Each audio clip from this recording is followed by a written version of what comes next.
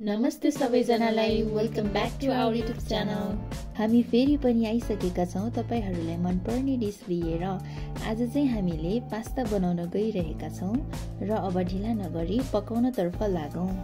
सुरुमा हामीले पास्तालाई उमाल्नु पर्ने हुन्छ। यसको लागि एउटा भाँडोमा पानी, बेसार, तेल हालेर उमाल्नेछौँ र उम्लिसकेपछि पास्तालाई बिस्तारै खनाउनेछौँ र बिस्तारै चलाउनेछौँ।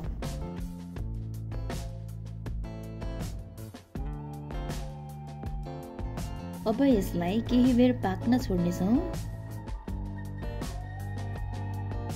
केही समय पाकिसकेपछि पास्ताको पानी निकाल्नेछौँ र यसलाई सेलाउन दिनेछौँ। अब एउटा क्याप्सिकम लिएर यसको कटिङ गर्नेछौँ। अब फेरि गाजरलाई पनि लाम्चो लाम्चो पारेर कटिङ गर्नेछौँ।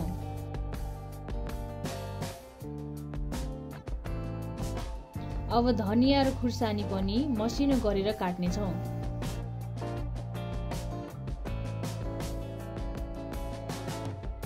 प्याजले पास्ताको स्वाद बढाउने भएकोले यो हाम्रो मेन इन्ग्रेडियन्ट हो। अब यसलाई पनि कटिङ गर्नेछौँ र गोलभेडा र कागतीलाई पनि काटेर राख्नेछौँ। अब एउटा कराईमा चाहिने मात्रामा तेल हालेर तताउनेछौँ र अब केराउलाई पनि छोडाएर राख्नेछौँ।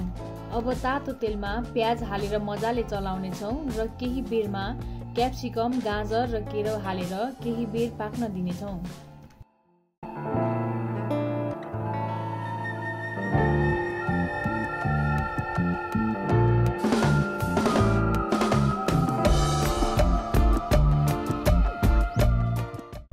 अब गोलभेडा, धनिया र खुर्सानीलाई पनि मिक्स गर्नेछौँ।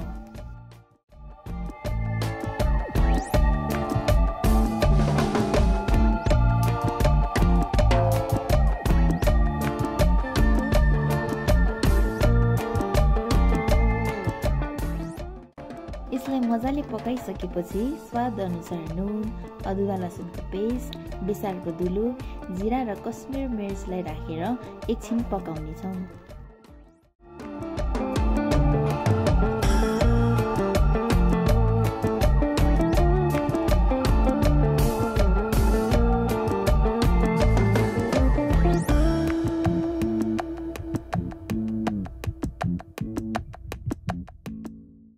अब यसमा पास्तालाई एड गर्नेछौँ र थोरै सोया सस, थोरै केचप र कागतीलाई राखेर मजाले चलाउनेछौँ।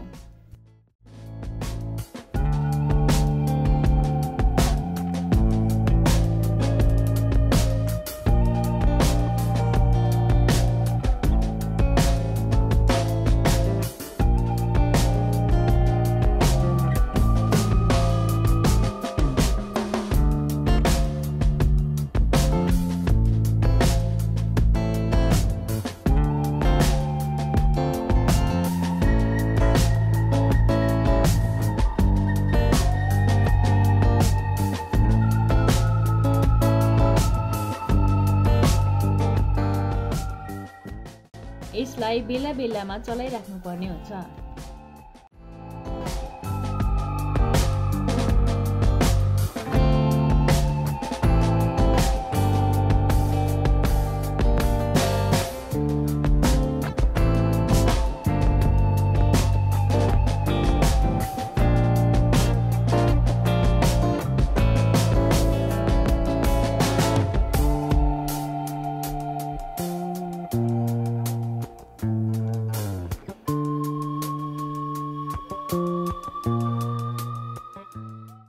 यतिको भइसकेपछि यो पाकिसकेको छ।